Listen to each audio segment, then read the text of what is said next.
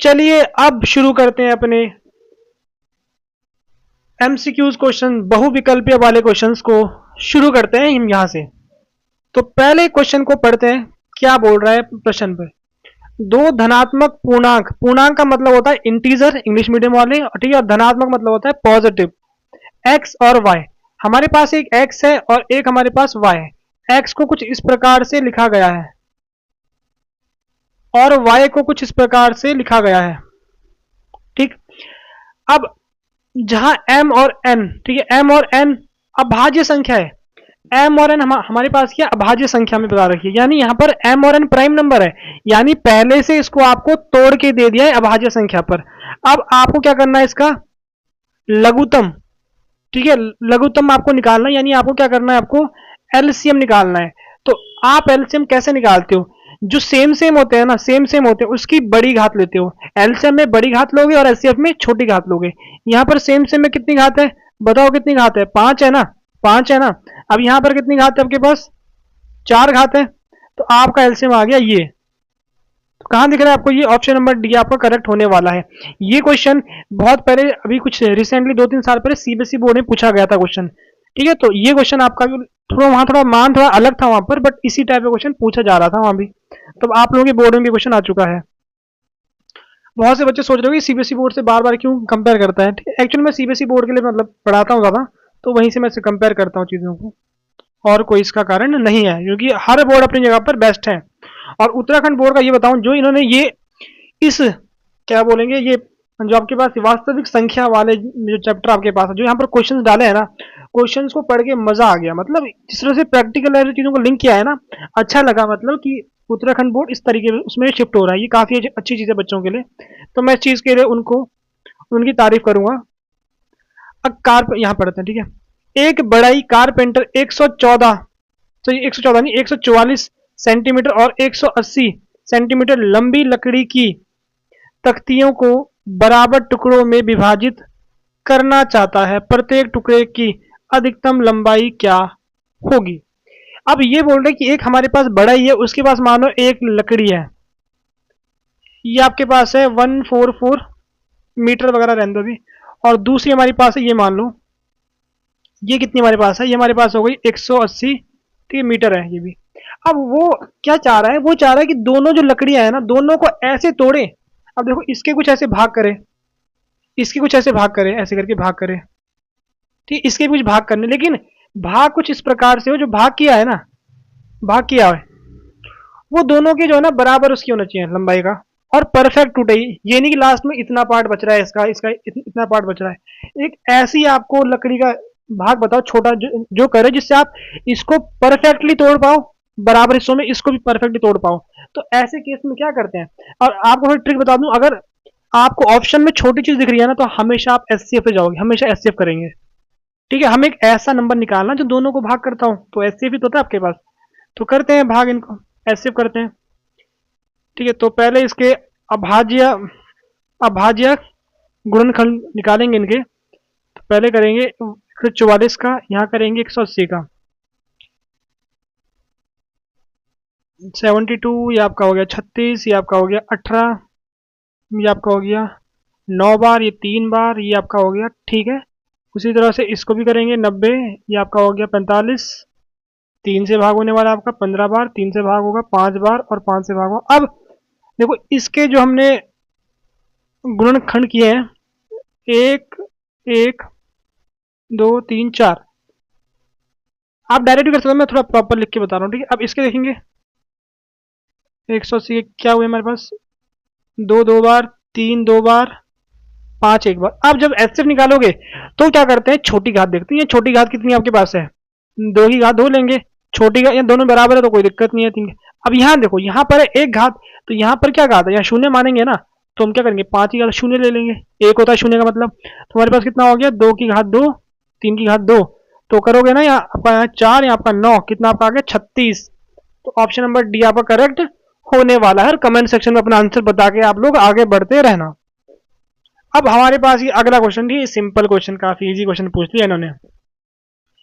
निम्नलिखित में कौन सी अपरिमेय संख्या है, अपरिमेय नहीं है, अपरिमेय नहीं है। ये देखो ये अपरिमेय नहीं है, इसका 2 आ रहा है, बाकी सब के सब आपके पास क्या है, बाकी सब आपके पास क्या है, अगर आपके पास वर्गमूल के अंदर अगर अभाज्य संख्या आ जाए तो वो हमेशा आपके पास क्या होता है, अपरिमेय संख्या बनती है। तो ये आपकी अपरिमेय, ये आपकी अपरिमेय, ये आपकी अपरिमेय, तो आपका आंसर हो गया ये वाला। तो बढ़ते हैं आगे, ये वाला क्वेश्चन आप खुद से करो और इसका आंसर कमेंट सेक्शन में बताओ। इसका आंसर यहाँ पर आपको क्या करना है, यहाँ आपको अपरिमेय संख्या बतानी है, बहुत ही सिंपल है, वहां नहीं बोला था बहुत सही, तो तुरंत दिख रहा है, टिक मारो आगे निकलो। ये खुद से करो यार, ये वाला खुद से करो, वो पीछे वाला मैंने कर दिया, ये खुद से करो आप लोग। कर लोगे इसको, कर लोगे ना, यहाँ भी आपको अपरिमेय पता करनी है, ये आपका परिमेय, ये आपका परिमेय, ये आपका परिमेय, बच वही गया। कर लोगे आप लोग, समझदार हो। समझदार बच्चे हमारे पास उत्तराखंड बोर्ड में। तो अब हमारे पास ये रहा अगला क्वेश्चन। अब यहाँ पर क्या बोल रही है, a company PACS cylindrical can in a square boxes. हमारे पास एक कंपनी है, एक हमारे पास कंपनी है, एक कंपनी है, ठीक है, क्या बोलती कंपनी, एक कंपनी हमारे पास है।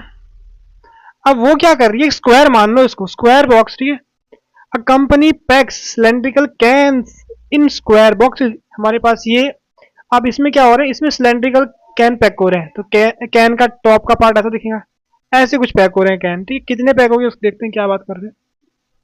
If the diameter of each can is 10 centimetre. अब डायमीटर हर कैन का कितना है, 10 सेंटीमीटर डायमीटर है, ठीक है। What would be the minimum minimum side length minimum side length of the square box to fit can perfectly. अच्छा question है। ये क्या बोल रहे हैं कि हमारे पास ऐसे है ना, कितनी 10 दे रखी है, कितनी रखी है, 10 10,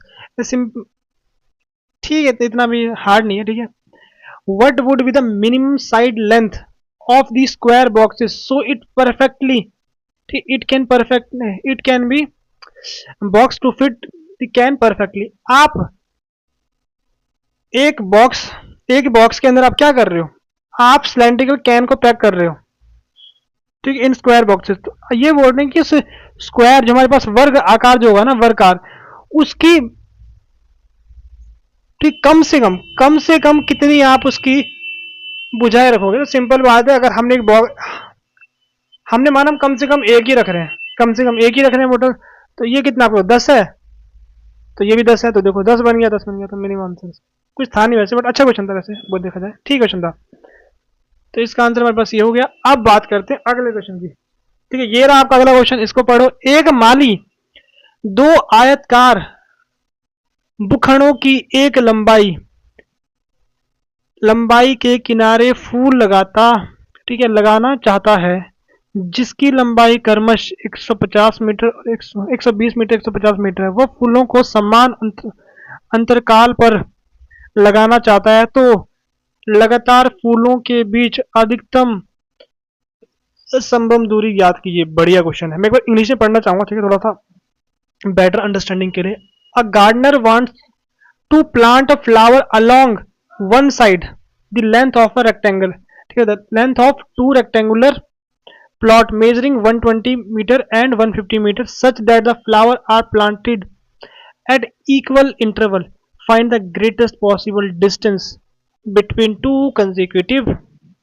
तो हम पहले क्या करते हैं, हमारे पास एक बना देते हैं, ये आयतकार, ये हमारे पास क्या है 150 और ये हमारे पास कितना हो गया 120, ठीक। अब ये बोल रहे हैं a gardener want to plant a flower along one side. अब वो एक साइड में क्या कर रहे हैं, प्लांट लगा रहे हैं, such that a flower are placed at equal interval. अब वो क्या कर रहे हैं, ऐसे यहाँ पौधे लगा रहे हैं, ठीक है, ऐसे पौधे लगा रहे हैं। अब वो पौधे कुछ इस प्रकार से लगा रहे हैं कि उनकी जो दूरी है ना, उनके जो बीच की दूरी है वो हमेशा समान आपकी होनी चाहिए। तो अब क्या करोगे आप, ठीक है, कैसे लगाओगे, तो पहले हम क्या करेंगे, इनका निकालेंगे एचसीएफ। क्यों निकालेंगे अब देखना, ठीक है, पहले हम एचसीएफ निकालेंगे, इनका एचसीएफ निकालेंगे 120 और 150 का एचसीएफ। तो पहले 120 को हम कैसे लिख सकते हैं, 120 को हम ऐसे लिख सकते हैं 2 इंटू 2 इंटू 3 इंटू 5, ठीक, एक और 2 आपका आने वाला, हम ऐसे लिख सकते हैं 120 को, तो इसको फिर से लिखता हूँ मैं 120 को। 120 को हम ऐसे लिख सकते हैं, 120 को लिख सकते हैं क्या, 2 इंटू 2 4, 3, एक और 2 लिखते हैं, 3 इंटू 5। अब देखो 5 दूनी 10, 3 दूनी 6, 6 दूनी 12, 12, 12 इंटू 10 आपको 120। अब बात करते हैं 150 की। ठीक है, 2 इंटू 3 इंटू 5 इंटू 5। ठीक है, अब यहाँ देखो 5 दूनी 10, 5 दिया 15, 15 गुणा 10 150। ठीक है, हमारे पास ये हो गया। अब इसका एचसीएफ निकालोगे, देखो यहाँ पर 2 की घात कितनी है, 3 है। इसको और प्रॉपर तरीके से लिखेंगे ना, आगे जाके थोड़ा और प्रॉपर तरीके से करते हैं। 2 की पावर 3, 3 की पावर 1, 5 की पावर 1, 2 इंटू 3 इंटू 5 का स्क्वायर। तो कितना आपका होगा, 2 की घात 1 लेंगे, एचसीएफ एचसीएफ कर रहे हैं, छोटी घात लेंगे। यहाँ पर तो 3 है और यहाँ पर आपके पास कितना हो गया, 5 आपके पास हो गया। ठीक, तुम्हारा कितना आ गया, 15, 30 आपका आ गया। ठीक है, 30 मीटर। लेकिन अभी हमारा आंसर नहीं आया। ठीक, अभी हमारा आंसर नहीं आया। ये बोल रहे हैं कि 30 मीटर की दूरी पर, 30 मीटर, सही, हाँ आ गया। ठीक, आंसर हमारा आ चुका है 30 मीटर। ठीक है, तो 30 मीटर की दूरी पर, ये देखो इसका मतलब क्या हो रहा है, जो 30 मीटर आ रहा है ना, इसका मतलब हमारे पास क्या है, 30 मीटर की दूरी पर लगाएंगे। ठीक है, पहला पौधा हमारा यहाँ लगेगा, पहला पौधा यहाँ लग गया, फिर अगला पौधा हमारा यहाँ लग गया, दोनों के बीच 30 मीटर की दूरी हो गई। ठीक है, ऐसे 5 पौधे लगेंगे ऐसे करके ना, 3, 1 2 3 4 5, 5 पौधे लगेंगे। ऐसे में आपके 4 पौधे लगने वाले हैं। ठीक है, कुछ इस प्रकार से आपके पौधे लगने वाले हैं यहाँ पर। ठीक है, क्योंकि हमने दूरी ली थी ना, ये हमारी दूरी थी, तो इतनी दूरी उनके बीच होनी चाहिए।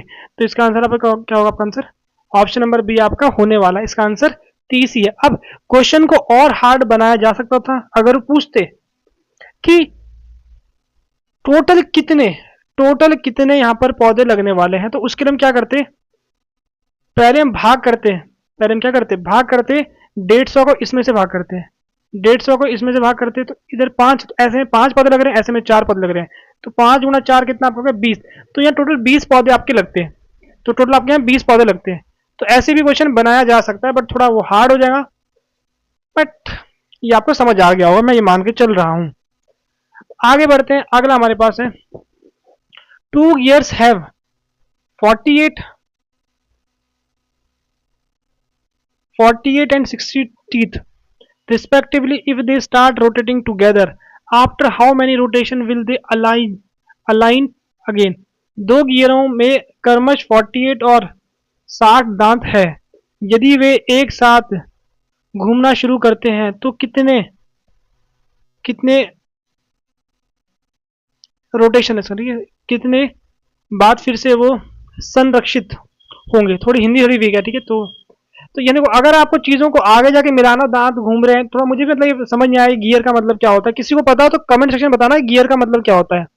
एक बात साफ है, अगर समझ नहीं आ रहा तो क्वेश्चन में अगर वैल्यू छोटी है, आंसर में बड़ी वैल्यू पूछी, तो आप हमेशा एचसीएफ करने वाले हो, एलसीएम करने वाले हो। 48 को क्या लिख सकते हो आप, 6 गुना 8, इसको आप 2 इंटू 2 इंटू 2 इंटू 2 इंटू 3, हम इसको ऐसे लिख सकते हैं। अब बात करते हैं किसकी, 60 की। ठीक है, 60 को हम क्या लिख सकते हैं, 2 गुना 2 गुना 3 गुना 5। तो इनका एलसीएम कितना आपका होगा, यहाँ पर 2 की घात है 4, 3 की घात है 1, 2 की घात 2, 3 की घात 1, 5 की घात 1। तो बड़ी घात लेंगे, बड़ी घात 4 ले लेंगे, यहाँ से बड़ी घात आपकी 1 हो गई, यहाँ से हम 5 की घात, यहाँ 1 है, यहाँ पर शून्य मान लेंगे, तो कितना 5 हमारे पास आ गया। ये कितना बन गया आपके पास, ये बन गया 8, और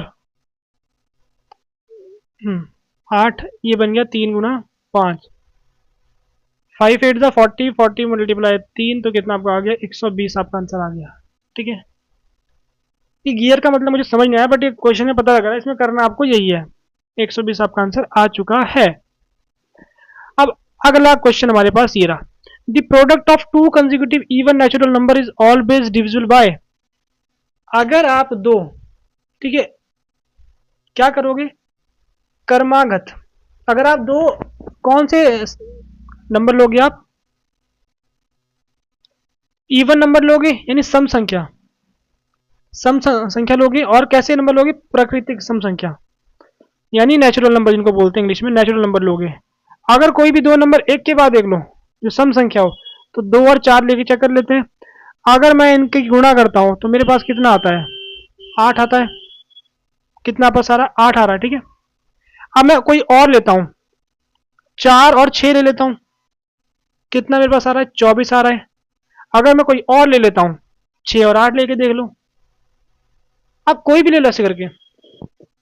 अब अगर यहाँ एक चीज नोटिस करोगे ना, ये सब की सब 8 से भाग हो रही है, ये सब 8 से भाग हो रही, तो वही पूछा किससे विभाजित होगे, ये सब 8 से भागोगे। तो इस क्वेश्चन को, क्वेश्चन तो सिंपल है बट रेटिंग मिलनी चाहिए, क्योंकि इंपॉर्टेंट रिजल्ट बता रहा है आपके पास, ये काफी महत्वपूर्ण रिजल्ट बता रहा है ये आपके पास, कि अगर आपके पास, अगर आप सम संख्या लो जो एक के बाद एक आपके पास है, कर्मागत, ठीक है, सम संख्या जो प्राकृतिक संख्या आपके पास हो, तो उनका जो वो होगा ना, गुणा करोगे, वो हमेशा आपके पास 8 से भाग होने वाली है।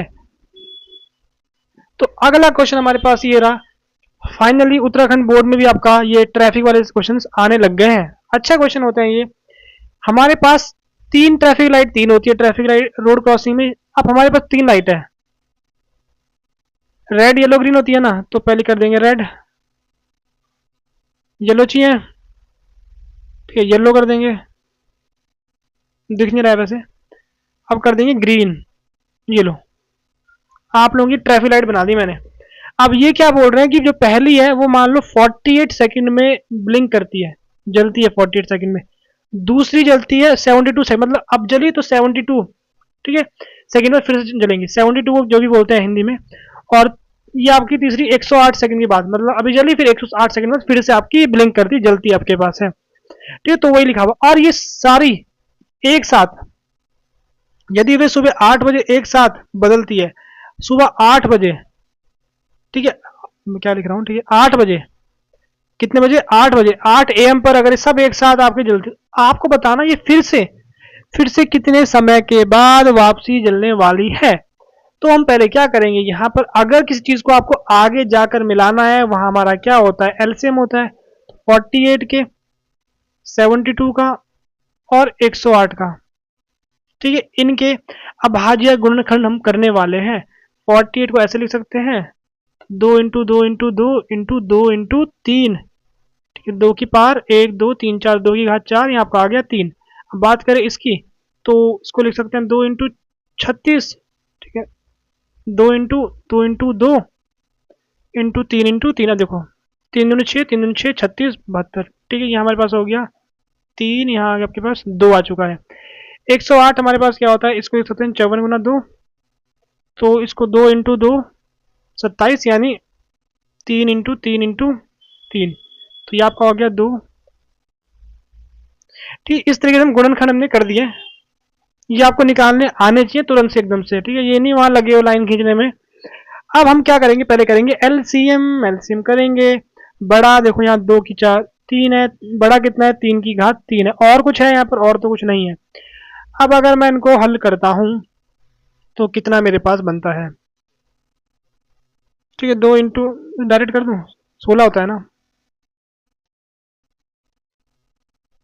एक मिनट, इसको मैं प्रॉपर लिखता ताकि कैलकुलेशन आसान हो जाए। 1 2 3 4, 1 2 3 4, 1 2 3, 3 आपके पास, 3 है, 3 है। अब देखो यहाँ पर इन दो की गुणा करोगे कितना आपका आता है, 6, इन दो पे 6 आपका, इन दो पे आपका आने वाला है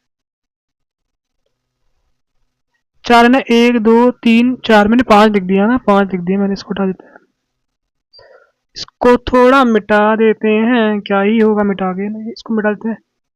इन दो गुणा करोगे, इन दो गुणा करोगे, इन दो गुणा करोगे, कितना बन रहा है आपके पास, 6 गुना 6 गुना 6।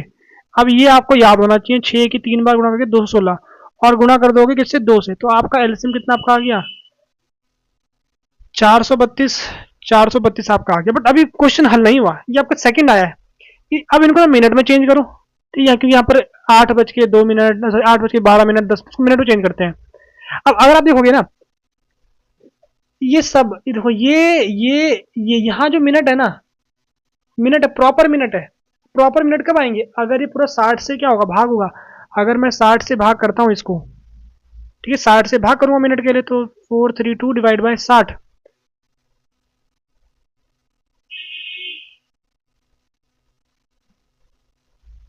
ठीक है। तो मेरे पास क्या होगा, ऐसा कुछ आएगा 12।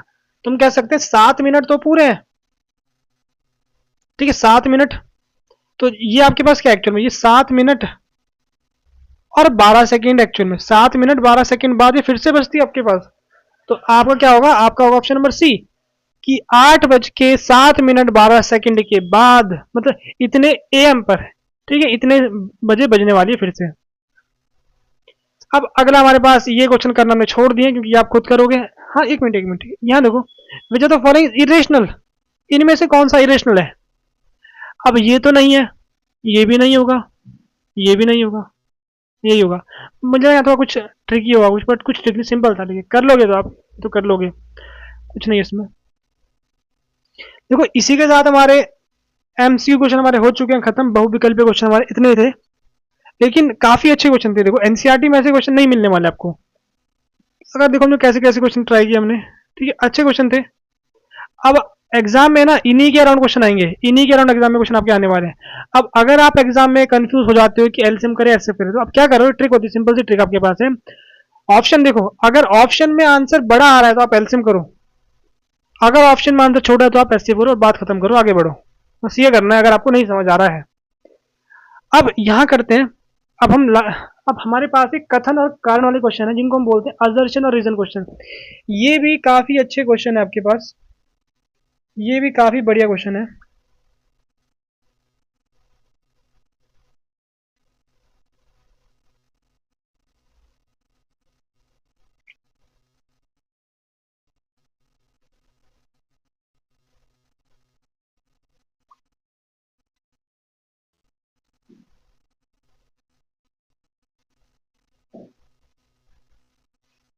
ठीक है, तो पहला कथन पढ़ते हैं, असर्शन पढ़ते हैं इसका। The HCF of two prime number is always 1। अगर आपके पास दो अभाज्य संख्या है, अभाज्य संख्या है, अगर आपके पास दो क्या है, अभाज्य संख्या है, अगर आप उनका एचसीएफ करते हो यानी महत्तम समा सम समापवर्तक, ठीक है महत्तम समापवर्तक, मैं इसको ऐसे ही बोलूंगा इसलिए मैं इसको ऐसे बोल रहा था, ठीक है सदैव सदैव वन आता है, वन होता है। देखो मैथ्स में ना ये चीज़ अच्छी है कि लैंग्वेज बैरियर नहीं होता, मैथ्स में इतना बड़ा बैरियर नहीं होता लैंग्वेज, तो इसी वजह से मैं हिंदी में भी पढ़ा पा रहा हूँ, कोई ज़्यादा दिक्कत नहीं हो रही है।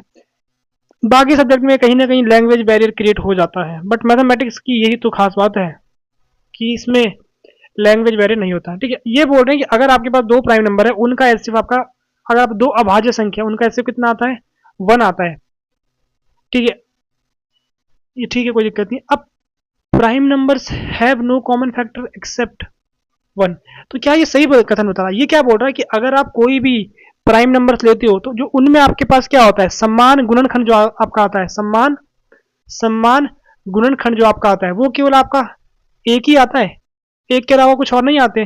तो इसका ये बिल्कुल सही है। ठीक है, तो ए और ट्रू दोनों सही है आपके पास, और इसको करेक्ट बता पा रहा है क्योंकि एचसीएफ कैसे निकालते हो, उनमें जो समान समान गुणनखंड जो होते हैं उनको जो देखते हैं, जब एक ही गुणनखंड समान आ रहा है, 1 ही आ रहा, तो फिर एचसीएफ आपका 1 ही होगा। तो इसीलिए इसका आंसर आपके पास क्या होगा, ऑप्शन नंबर ए आपका होने वाला है। तो चलिए अब आगे बढ़ते हैं। ठीक है, ये क्वेश्चन हमारा सैंपल पेपर से है, जो सीबीएसई है, जिसका उत्तराखंड बोर्ड का सैंपल पेपर है, उससे हमारे पास है ये। तो पहले कथन, the sum of rational number and irrational number is always a irrational number. हम पीछे देख चुके हैं, अगर दो इरेशनल नंबर को, सही, एक रेशनल और इरेशनल नंबर को जोड़ोगे आपका हमेशा इरेशनल नंबर आता है। तो ये यहाँ पर वही लिखा हुआ है। अगर 7 + √3 जोड़ोगे आपकी अपरिमेय संख्या आती है, बिल्कुल दोनों कनेक्शन है। पर पता, अगर मैं उसको लॉजिकली देखूँ ना इस क्वेश्चन को, तो पता क्या होता है, ये चीज हमारा होता कथन, ये होता कारण, अगर मतलब ऐसे देखा जाए। लेकिन यहाँ पर क्या है, यहाँ पर शायद ये गलती से हुआ है या फिर ऐसा भी होता है, मुझे इसका आइडिया नहीं, बट अगर हम लॉजिक देखें सिंपल, कथन क्या होती है, एक स्टेटमेंट होती है, किसी ने कुछ चीज बोल दी, और कारण क्या होता है, एक ऐसी स्टेट, मतलब एक ऐसा रिजल्ट होता है। कारण एक रिजल्ट रिजल्ट लिखते हैं कारण में, यहाँ पर रिजल्ट थोड़ी, ये तो एक टाइप का क्वेश्चन बन गया। तो फिलहाल तो हम इसको ए टिक करेंगे, बट आप लोग इसका एक बार आंसर नेट में चेक करके या खुद से सोच के इसका आंसर बताना क्या इसका आंसर आ रहा है। बट फिलहाल मैं इसका आंसर यही मानूंगा क्योंकि दोनों आपस में बिल्कुल परफेक्टली बता रहे हैं, तो कोई दिक्कत नहीं है। बट होता हमेशा असर्शन में आपको कुछ क्वेश्चन दिया होगा, कुछ दिया होगा, लेकिन रीजन में एक ऐसी चीज देते हैं जो हमेशा ट्रू होती है, सब बार ट्रू होती है, यानी एक इंपॉर्टेंट जो रिजल्ट होते हैं वो देते हैं। बट यहाँ क्वेश्चन दे रखा है इन्होंने यहाँ पर, तो इसी वजह से थोड़ा मैं सोच रहा हूँ चीज को, बट मुझे लग रहा है होगा तो इसका आंसर ये वाला। ठीक है, आप लोग अपना आंसर कमेंट सेक्शन में जरूर बताना। अब अगला यहाँ देखो, ठीक है, the sum of rational and irrational number is always irrational number. Same वही चीज है, sum of rational and irrational number हमेशा आपका इरेशनल होगा, बिल्कुल हमेशा इरेशनल नंबर होगा, तो ये सही है। If a rational number is added to an irrational number the result can not be express as fraction. मैं थोड़ा इसको हिंदी में पढ़ता हूँ। यदि किसी परिमेय संख्या को अपरिमेय संख्या से जोड़ा जाए तो परिणाम भिन्न के रूप में नहीं लिखा जा सकता। तो वही चीज देखो, ये इसी को तो बता रहा है, क्योंकि अगर भिन्न के रूप में लिखा जा सकता तो वो आपकी क्या बन जाती, वो आपकी परिमेय संख्या बन जाती, परिमेय संख्या बन जाती। लेकिन उसको भिन्न के रूप में नहीं लिखा जा सकता तो वो आपकी अपरिमेय संख्या ही है। तो ये आपके पास क्या होगा, ऑप्शन नंबर ए आपका होने वाला है। पता ये जो क्वेश्चन है काफी बार पूछा है, इसमें क्वेश्चन बैंक में अलग अलग तरीके से पूछा गया आपके पास। देखो ये क्वेश्चन हमारे पास कहाँ से, सैंपल पेपर से, वहां भी उस क्वेश्चन को पूछा गया है, और ये हमारे पास क्वेश्चन बैंक से पूछा गया, वहां भी पूछा गया, वहां कम से कम 2-3 बार पूछा गया है। ठीक, अब अगला प्रश्न हमारे पास ये रहा, the LCM of two co prime number is always equal to their product. ये बोल रहे हैं दो सह अभाज्य संख्याओं का, ठीक है, क्या एलसीएम उनके गुणनफल के बराबर होता है। ये बिल्कुल सही लिखा हुआ है। अगर आपके पास दो ऐसी संख्या है जो सह अभाज्य है, यानी इंग्लिश में बोला जाए तो को प्राइम है, अगर दो नंबर को प्राइम है, लेके देख लो यहाँ पर प्राइम की बात नहीं कर रहे हैं, यहाँ पर अभाज्य की बात नहीं कर रहे हैं, यहाँ बात कर रहे हैं सह अभाज्य की। इन दोनों में कोई भी समान गुणनखंड ना आता हो एक के अलावा। ठीक है, जैसे मैं फिलहाल ले लेता हूँ, क्या ले लेते हैं, 6 ले लेते हैं। 6 आपकी क्या है, 6 आपकी भाज्य तो है, लेकिन अगर मैं ले लूँ, क्या ले लेता हूँ, 12 15, क्या ले लूँ मैं, 8 नहीं, 8 नहीं, क्या ले चलो 15 भी नहीं, कुछ और नंबर लेते हैं, ले नहीं पा रहे हम ऐसा नंबर ना। चलो इसके साथ कुछ और लेते हैं, इसको ना थोड़ा सा चेंज करते हैं, ऐसे करते हैं, इसको मैं ले लेता हूँ 9, इसको ले लेता हूँ 2, तो 2 नहीं, इसको 8 ले लेते हैं, ऐसे करते हैं, इसको 8 ले लेते हैं। अब हमारे पास दोनों क्या है, दोनों भाज्य संख्या है, लेकिन दोनों सह अभाज्य है, क्योंकि दोनों में कॉमन जो गुणनखंड है कुछ नहीं आ रहा है एक के अलावा। तो अगर मैं इनका एलसीएम निकालूंगा तो इसके क्या हो गए, 3 की पावर 2, यहाँ पर क्या होगा 2 की पावर 3। तो अगर एलसीएम क्या करते हैं, बड़ा पावर देते हैं ना, बड़ी पावर कितनी है, 2 की, यहाँ 3 है, यहाँ तो है नहीं, तो 2 की पावर 3 लेने वाले हैं। यहाँ पर 3 की पावर 2 है, यहाँ पर तो है नहीं, तो 3 की पावर 2 लेने वाले हैं। तो कितना 8, तो आपका ये आ गया 72, यहाँ पर आ गया, ठीक है 72। तो और दोनों का अगर गुणा करोगे ना, दोनों का गुणा भी कितना आपका 72 ही आपका आता है, दोनों का गुणा करके। तो ये चीज बिल्कुल सही है। अगर आप दो अभाज्य संख्या लोगे, सह अभाज्य संख्या लोगे, तो उनका जो आपका एलसीएम होता है उनके गुणनफल के बराबर आपका आता है। अब यहाँ पर क्या लिखा हुआ, co prime number have no common factor other than 1 their LCM. ठीक है, तो ये बिल्कुल सही बता रहा चीज को, कि अगर आपके पास दो सहअभाज्य संख्या है तो का केवल एक ही समान गुणनखंड होता है, इसीलिए उनका एलसीएम ये होता है, बिल्कुल सही। तो सारे क्वेश्चन इसी के ऊपर बेस है, बस अलग अलग पूछने का तरीका आपके पास है, सबका आंसर तो यही आ रहा तब से। चलो अब अगला क्वेश्चन देखते हैं, शायद थोड़ा अलग हो। Square root of any prime number is irrational. ये बोल रहे हैं, ये थोड़ा अलग है, ठीक है, किसी भी अभाज्य संख्या का वर्गमूल अपरिमेय होता है। अगर आप एक अभाज्य संख्या लोगे, अभाज्य संख्या, ठीक है, यहाँ पर अभाज्य है, सहअभाज्य नहीं, अभाज्य संख्या, 3 ले लो, 5 ले लो, इसका वर्गमूल निकालोगे, ये आपका हमेशा एक इरेशनल नंबर, यानी आपकी अपरिमेय संख्या आपकी आती है, अपरिमेय संख्या आपकी आती है। तो बिल्कुल सही बात है, अपरिमेय संख्या आपकी आती है, ये बिल्कुल सही आपके पास है। अब यहाँ पढ़ते हैं जरा, इसमें क्या लिखा हुआ, यदि p एक अभाज्य संख्या है, रूट p परिमेय, ठीक है, रूट p परिमेय हो तो p पूर्ण वर्ग होना चाहिए, जो कि संभव नहीं है। तो ये बिल्कुल सही तरीके से बता रहा है इसको, कि अगर आपके पास रूट p, अगर आपके पास, अगर आप इसको परिमेय संख्या बोल दो, रूट p अगर परिमेय संख्या है, अगर परिमेय संख्या, तो इसका मतलब आपके पास क्या है, जो p आपका है ना, p आपका एक पूर्ण वर्ग, p आपका क्या होगा, पूर्ण वर्ग, ठीक है, पूर्ण वर्ग होना चाहिए। और हमें पता जो हमारे पास ये होता है ना, क्या बोलते हैं, अभाज्य संख्या की पूर्ण वर्ग नहीं होती है, तो हमारे पास ये क्या होगा, एक अपरिमेय होगा। तब अगर रूट जो पी आ रहा है आपके पास, अगर ये पी हमारे पास पूर्ण वर्ग होगा तो परिमेय होगी, अगर पूर्ण वर्ग ना हो तो अपरिमेय होगी। वो चीज लिखिए और वो चीज बता रहे हैं यहाँ पर, तो इसका आपका क्या होगा, ऑप्शन नंबर ए आपका करेक्ट होने वाला। इंग्लिश मीडियम बच्चों को बता दूं एक बार, यहाँ पर क्या लिखा हुआ है कि आपको बोल रहे हैं कि अगर रूट के अंदर प्राइम होगा तो आपके पास ये हमेशा क्या होने वाला, हमेशा एक इरेशनल नंबर होगा, हमेशा एक इरेशनल नंबर होगा। अब यहाँ रीजन में क्या बता रहे हैं कि अगर मेरे पास रूट पी कोई नंबर है, अगर पी एक परफेक्ट स्क्वायर है, अगर पी एक परफेक्ट स्क्वायर है तो मेरे पास ये पूरा क्या होने वाला है, एक रेशनल होगा। लेकिन अगर ये नॉन परफेक्ट है, नॉन परफेक्ट, तो हमारे पास ये क्या होगा, एक इरेशनल होगा। और हमें पता है रूट पी जो हमारे पास पी प्राइम है, पी क्या होता है, नॉन परफेक्ट होता है, तो इट मीन आपके पास एक इरेशनल नंबर है। तो इसको ये परफेक्टली एक्सप्लेन कर पा रहा है, तो इसका ऑप्शन कौन सा होगा, ऑप्शन नंबर ए आपका होने वाला है। सबके आंसर यही आ रहे हैं, सबके आंसर यही आ रहे हैं, क्या बात। अगला क्वेश्चन देखते हैं। Two irrational number are multiplied, the result may or may not be irrational. ठीक है, ये भी ठीक है। देखो उसी रिजल्ट जो हमने स्टार्टिंग में पढ़ा था कि अगर आप दो अपरिमेय संख्या का गुणा करोगे तो अपरिमेय संख्याएं जरूरी नहीं है, हमने पीछे आपको बता दिया चीज पहले ही। अगर दो अपरिमेय संख्या का गुणा करोगे अपरिमेय संख्याएं जरूरी नहीं है।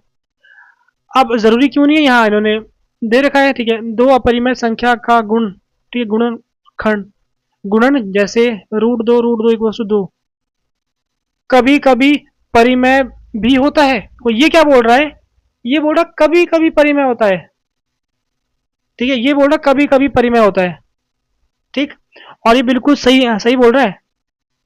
ठीक, यहाँ देखो हमने स्टार्टिंग में लिखा था कि अगर आप दो अपरिमेय संख्या की गुणा करोगे ना, ये इरेशनल नंबर की गुणा करोगे, तो आपका इरेशनल और रेशनल दोनों आपका आ सकता है, यानी परिमेय और अपरिमेय आपका दोनों आ सकता है। तो बिल्कुल सही बता रहा है वो। ठीक है,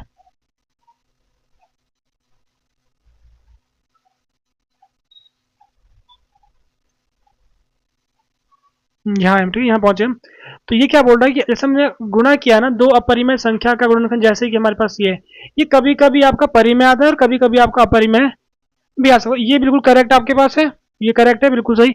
और ये क्या बोल रहे हैं, यदि दो अपरिमेय संख्या का गुणा किया जाए तो परिणाम अपरिमेय हो भी सकता है और नहीं भी, दोनों चीज सही है। ये भी सही आपके पास है, क्योंकि अपरिमेय और परिमेय दोनों सही, तो ये इसको बिल्कुल परफेक्टली बता रहा है। तो यहाँ भी आपका क्या होगा, ऑप्शन नंबर ए आपका होने वाला है। बड़ी अजीब बात हुई यहाँ पर, जितने भी आपके ये असर्शन कथन कारण वाले क्वेश्चन थे, सबका जो आपका आंसर आया है, सबका उत्तर आपका ए आया है। क्या बात, ठीक है, सबका उत्तर ए आया। हो सकता है वैसे गलती तो कहीं हुई नहीं है गलती, ठीक है, सबका उत्तर ए आ रहा, बट एग्जाम में ऐसे मत करना कि सबका उत्तर ए ही करके आ जाओ। ये तो बस यहाँ पर इत्तेफाक से आपके आ गए। और अगर आपको और भी ऐसे क्वेश्चन आपको प्रयास करने हैं तो आप लोग टेलीग्राम ग्रुप में ज्वाइन कर सकते हो, वहां पर हम आपको क्वेश्चन बैंक भेज देंगे उत्तराखंड बोर्ड का, वहां पर और भी क्वेश्चन आपको मिलने वाले हैं। तो फिलहाल इसमें हमारे पास इतने ही हमारे पास ये क्वेश्चन है।